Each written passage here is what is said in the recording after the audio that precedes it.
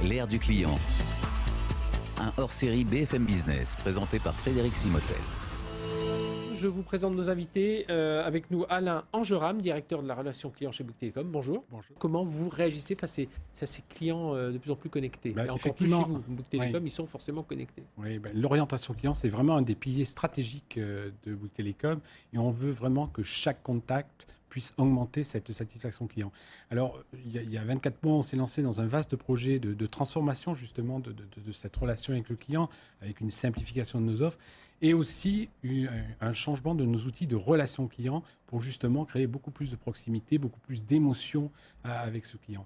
Et donc, nous nous sommes appuyés sur Salesforce pour développer donc, un produit bien sûr qui va permettre à l'ensemble de nos canaux, les points de vente dans nos centres de relations clients, d'offrir le meilleur outil de relation client, mais aussi on a intégré dans notre outil l'espace client. C'est-à-dire l'espace client, c'est ce que le client voit lorsqu'il va sur son PC, lorsqu'il va sur sa tablette ou sur son mobile. Ça veut dire, je vous interromps un instant, au-delà de la solution là, que vous avez choisie, parce que Bouygues Telecom, ça existe quand même depuis pas mal d'années, mais qu'aujourd'hui, la façon dont on interagit avec le client, les compléments différents, c'est avant on était plus, on attendait un peu qu'il vienne vers nous et puis voilà, on lui poussait des offres et puis quand il réclamait, c'est là où on s'intéressait un peu à lui. Aujourd'hui, tout à fait. Alors, bien sûr, on va plus en avant et en même temps, lorsqu'il va nous contacter, on a vraiment les mêmes outils que lui, on travaille sur la même interface et ça c'est quelque chose de très important parce qu'on a tous l'expérience d'appeler un service client, de dire le conseiller qui dit je vois ça, le client qui dit je vois autre chose.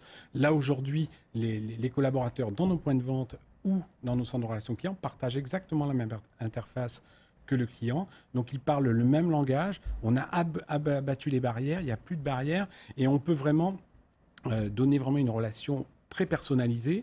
Le client, il est connu, reconnu. Lorsqu'il va dans un magasin, son historique le suit. Et s'il appelle quelques heures après, on voit exactement ce qu'il a fait. Vous avez un outil de dialogue entre les différents services, voilà, que même un technicien se sente concerné par l'appel d'un client, alors que, a priori, si ce truc-là ne marche pas, ce n'est pas forcément de sa faute. Mais Exactement. On s'est vraiment doté d'une brique collaborative. On considère que nos collaborateurs en point de vente, en centre de relations clients, sont nos yeux et nos oreilles finalement. Ils nous remontent cette voix du client, ils nous remontent les améliorations, ils nous remontent ce que disent nos clients sur nos produits, sur la concurrence aussi. Et ça nous permet donc d'alimenter en temps réel les équipes sièges, donc les équipes marketing, les équipes expérience client.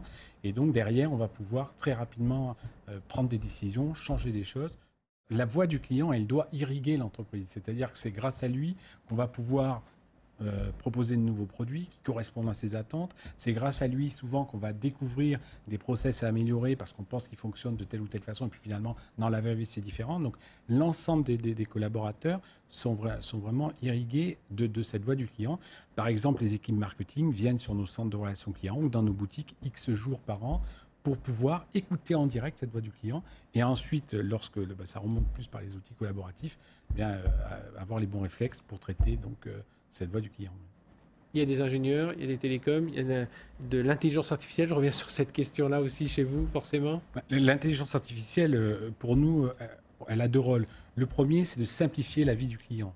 Donc vraiment être orienté vers le client. Et le second, de rendre nos collaborateurs, nos conseillers de vente clientèle plus efficients. Si je prends le premier exemple sur la simplification de la vie du client, par exemple, on vient de mettre en place une application pour suivre nos techniciens fibres.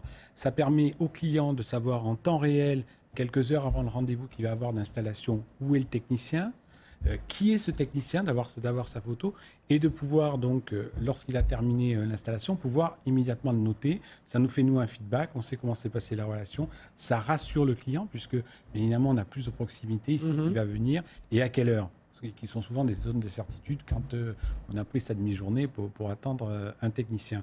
Et quand on parle d'aider les collaborateurs, là on a comme expression en interne l'humain augmenté, comment l'intelligence artificielle va pouvoir rendre nos collaborateurs plus efficients pour mieux répondre à nos clients, pour plus passer de temps à leur conseiller de nouveaux services, à leur présenter toute la palette des produits Bouygues Telecom, en ayant été beaucoup plus percutant sur la réponse de base à la première question. Alors si je prends un exemple, lorsqu'on fait du chat, donc on met un moteur d'analyse du texte. Ce moteur va proposer directement des réponses au conseiller de clientèle qui va sélectionner la plus appropriée. Donc ce conseiller de clientèle, du coup, il gagne du temps, il est aidé et il peut passer son temps à ensuite proposer d'autres choses aux clients.